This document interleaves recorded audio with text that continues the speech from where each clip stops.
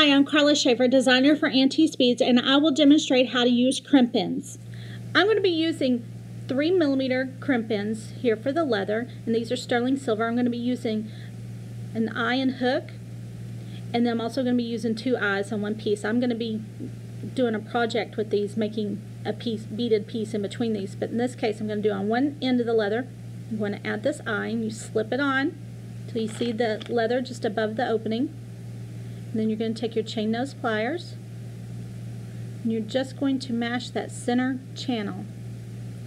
And then I'm going to turn it, mash the other end. Then I'm going to apply the hook onto the other end of this leather. And again, this is going to be a project later. Again, all you do is take your pliers to that center channel, mash it, and then on the other side. And you've got them secured, and what they'll do is they'll hook in like that.